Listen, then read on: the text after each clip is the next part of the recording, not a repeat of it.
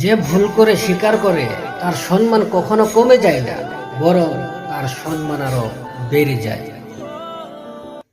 লোকে আমায় জিজ্ঞেস করে, তুমি এত খুশি থাকো কেন? আমি তাদের উত্তরে বলি, আমি লোকের কথায় বা লোকের খুশিতে জ্বলি না, আর আমার দুঃখের কথা কাউকে আমি বলি না। জীবনটারে লবণের চরিত্র বানাও। না কেউ তোমাকে বেশি ব্যবহার করতে পারে, না কেউ তোমাকে ছাড়া থাকতে পারে। দায়িত্ব জিনিসটা বড়ই অদ্ভুত।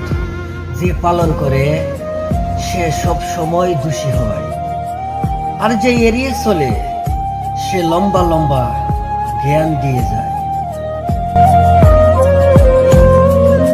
আয়নায় মানুষের মুখ না দেখা দিয়ে যদি চরিত্র দেখা যেত, তাহলে মানুষের মুখ সুন্দর না করে আগে চরিত্র সুন্দর করত।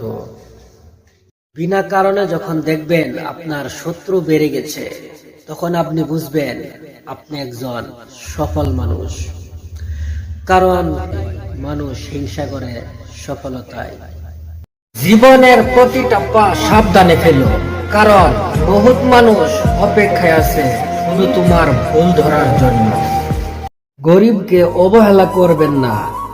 ধনী হতে গেলে অনেক সময়ের প্রয়োজন হয়, আর গরিব হতে বেশিক্ষণ সময়ের প্রয়োজন হয় না।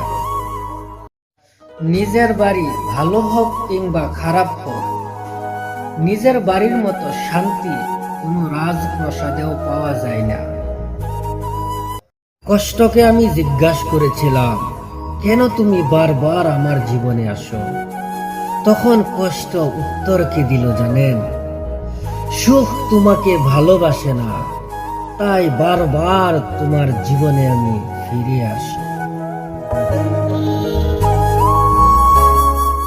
ছেলেদের জীবনটা হলো একটা মোমবাতির মতো, অপরকে আলোকিত করতে গিয়ে নিজে জ্বলে পুড়ে শেষ হয়ে যায়, তবু সেই ব্যথা কেউ বুঝে না। কবর থেকে যদি চিঠি আসতো, তাহলে বাবা মেয়ের কাছে চিঠি পাঠাতো। লেখা থাকতো, মা তুমি আর বেপর্দা থেকো না, তোমার কারণে আজ আমি ভালো নেই। জীবনটা লবণের মতো হয়ে গেছে, যার যতখানি প্রয়োজন সে ততখানি ব্যবহার করে। যার বিচার আদালত করতে পারে না, তার বিচার সময়ে করিবে।